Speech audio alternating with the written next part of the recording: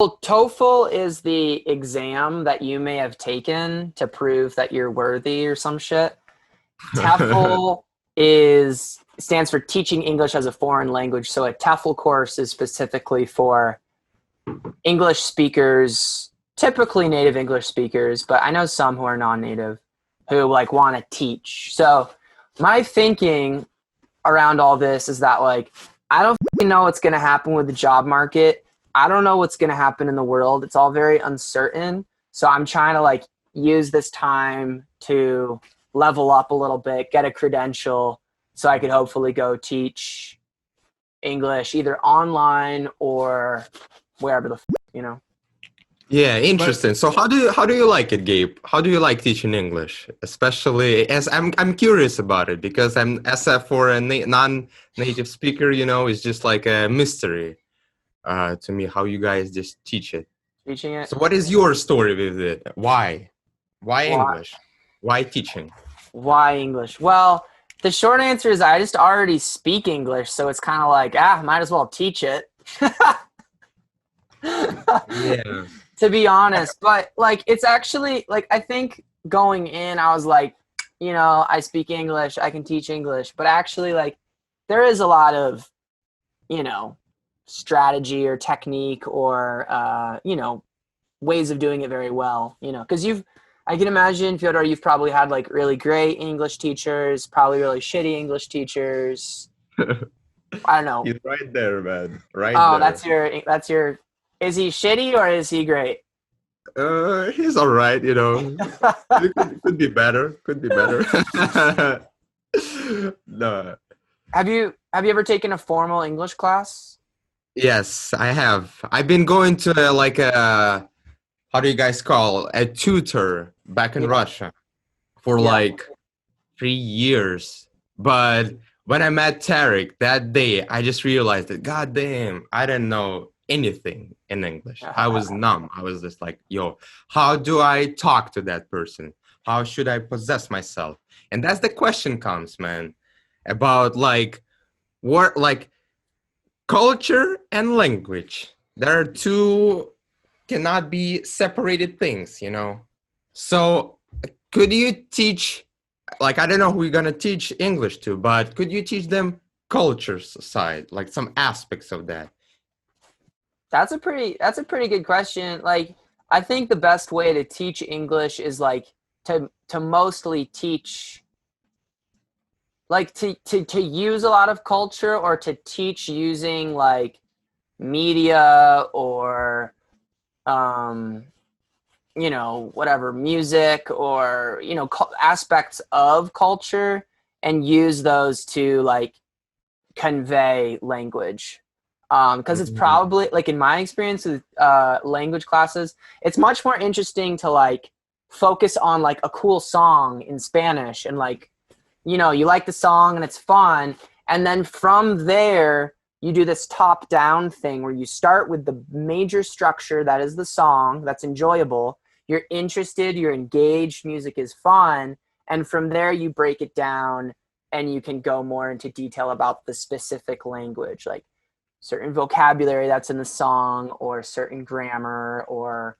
ideas or things like that. So I think like good language teaching should be very cultural as well too, because speaking, as you know, is like very much is culture. Like there's weird nuanced slang and like different jokes and humor, or like idioms, all kinds of things like that that are so, you can only get it if you're just chatting. Like if you just were talking with Tarek, like that's the only way that you're gonna learn that kind of shit. So yeah, you can only learn Yeah. anything if you only talk with me. Like I'm the only source.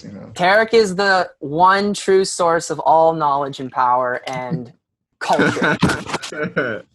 Yeah. So my next question, kind of an additional one to that, would be, but what if some people, or rather some countries, would not want to learn about your culture? And in particular, I'm gonna give you an example, like an American culture. When you teach this freedom of speech, you gotta convey the language and also add this feature from your culture to that process of teaching, right?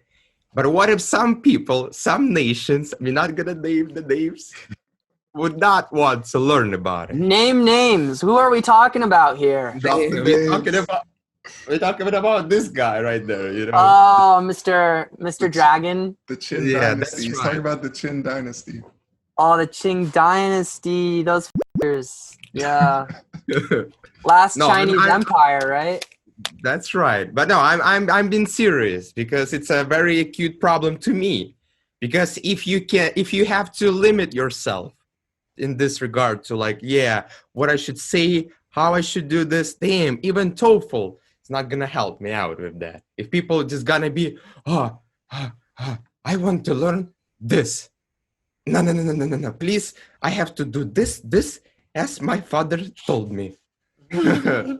So how do you deal with that stuff, man? I don't know. Like, I don't know. It's a good question. Do you think that there should be some ethics to that part, like teaching English? You gotta be like, wait a moment. If they don't want to learn about this part, I'm not gonna teach anything because that's an essential part that they are not willing to learn. So how do you deal with that? Do you think it's more coming from students who don't want to learn about that, or it's more like the institution that doesn't want the students to learn about that? Yeah, that's a good question. And of course, yeah, the second one at least sounds more like realistic, you know, because this institution creates the narrative. And whether or not, like, if you want or not, you just have to obey these rules, you know. Yeah. And the little percentage of people could actually escape that, you know, and be like, no. We are going all in. We're gonna learn stuff from Gabe, you know, and teach me wherever you like, please, you know. Yeah. That would be a good approach to that. I think not so. that many people can, and not that many nations, I guess. I have a quick question. I want to jump in. So, Gabe, you're to make it clear for everyone who's watching, Gabe, currently you're teaching Chinese students, right? Yeah, I actually got laid off, but yeah, I was. All right. Well, I'm sorry to hear that. That's all right. I got lots of jobs now. Okay, cool. What age group were you teaching? Like little kids, like 6 to 11, 6 to 12. Yeah. And, no, that was, yeah. Did they ever ask you questions about America? Did you ever get any of those? Yeah, sometimes. Less questions, more just like I had one kid who was always like, okay, so the company I worked for, I won't name the company, but they basically prepare these lessons, they prepare these slides, and then you as the teacher, you essentially just go through the slide with the kid and teach it. So I didn't really have that much control over the curriculum or anything like that. And sometimes there was some weird shit on there that kind of like gave me a window into the mind of like the Chinese language institution education system, because sometimes they'd be like, they just oversimplified shit. They'd be like, in America, people live in houses. In China, people live in apartment buildings. Like that was literally a slide I had to teach. Or in America, people eat bread. In China, people eat rice. And I'm like teaching this shit and I'm like, what the f***? Like, this is so oversimplifying and so weird. Like, what the hell? But I had one student who was actually pretty cool, and he was like, but teacher, I like both. And he'd be like, but teacher, China has houses too. And I'd be like, you know what, Sam? You're right. You're fucking right. And this company is fucking you over, and it's fucking me over, man. Sorry. It's all right, man. Air it out. Oh. Now's your chance. Yeah. Anyway, I think that there's an oversimplification. I think that they're trying to teach culture in a very robotic, sort of systematic way, when really that's not how you should teach culture. How should you teach culture? I don't really know. On an online platform, I think it's pretty hard, but it just seemed very limited to me. So interesting. So fuck them. Yeah, I agree. I agree.